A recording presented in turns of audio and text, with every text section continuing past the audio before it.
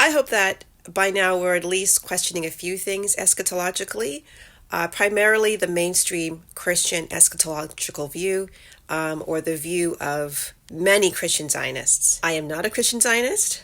I am not a Zionist, but I do believe in something else that could happen, could possibly happen in our lifetimes, and that is the next major biblical event being the war of Gog and Magog. Yes, this would have meant that the rapture had already happened. Yes, this would already mean that the Antichrist already came, did his role, fulfilled his function.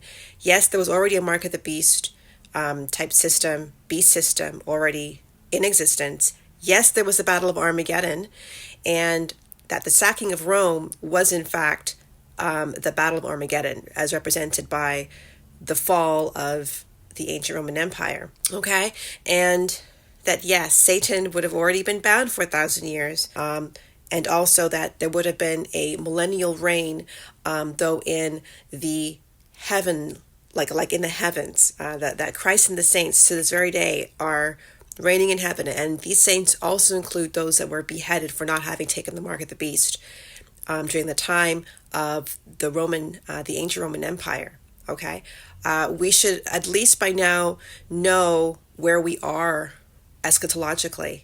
And it's pretty obvious with all of these wicked societies gunning for control of Jerusalem, that we should know where we are eschatologically. Because and if I'm right, and that fire that is coming on behalf of God, intervening against the armies of Gog and Magog upon the land of Israel, Jerusalem and Israel, if that particular war happens and he intervenes with fire and bring in the saints, we will all be impacted by that fire. And that will be the war to end all wars.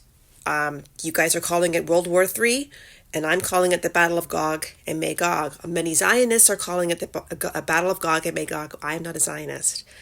I believe that Christ fulfilled the law. There is no need to do these temple sacrifices anymore. And I do not believe Christian Zionists should be encouraging Jews to be recreating the temple. That it's like we're crucifying him all over again. We're saying that his sacrifice isn't enough, right? Remember that Christ came to fulfill the law.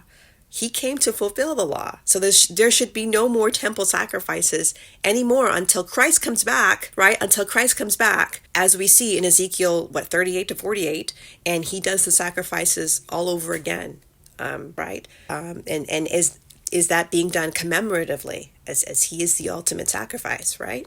And that will happen in the new heavens and new earth, but it shouldn't be happening in our lifetimes right now, not when we're in the age of deception. So that's why I'm trying to get you guys to see that we should be ready. We should really be of pure heart.